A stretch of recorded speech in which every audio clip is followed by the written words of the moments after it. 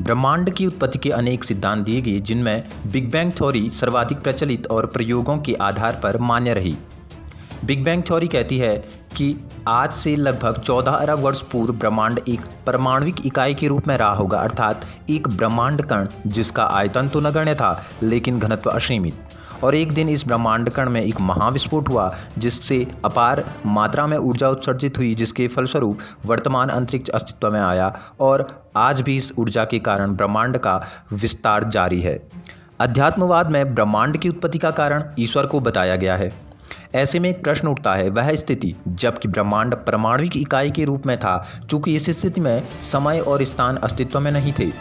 और यदि ईश्वर का आकार है तो फिर ईश्वर कहाँ पर रहा होगा, क्योंकि आकार स्थान घेरता है।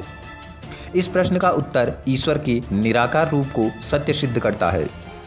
या दूसरा तर्क यह हो सकता है कि ईश्वर ब्रह्मांड कण में निहित रहा हो। महाविस्फोट के बाद ब्रह्मांड का विस्तार हुआ है, ऐसे में ईश्वर का भी विस्तार ब्रह्मांड के प्रत्येक कण में हुआ होगा। यह तर्क इस बात को सिद्ध करता है कि ईश्वर कण कण में है। ईश्वर निराकार है और ईश्वर कण कण में व्याप्त है। ये दो बातें विरोधाभासी प्रतीत होती है। इसके लिए हम विज्ञान और अध्यात्म दोनों के कथनों को लेते हैं। अध्यात्म कहता है ईश्वर ने ब्रह्मांड की रचना की, विज्ञान कहता है महाविस्फोट से उत्पन्न ऊर्जा से ब्रह्मांड का निर्माण हुआ। दोनों कथनों को मिलाकर देखें तो हम यह कह सकते हैं कि ईश्वर एक ऊर्जा है जो कि प्रारंभ में ब्रह्मांड कण में व्याप्त थी।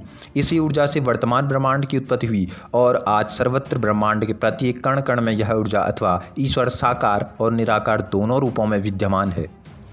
गुरुत्वाकर्षण ऊर्जा दृश्यमान नहीं है, लेकिन निश्चित कक्षाओं में घूर्णन करते ग्रह इसके अस्तित्व का प्रमाण है। सूर्य से प्रकाशित पृथ्वी या अन्य ग्रह में वस्तुओं का दृश्यमान होना प्रकाश ऊर्जा का द्योतक है। गुरुत्वाकर्षण ऊर्जा ईश्वर के निराकार और सूर्य की प्रकाश ऊर्जा ईश्वर की साकार रूप की अस्तित्व का प्रमाण है।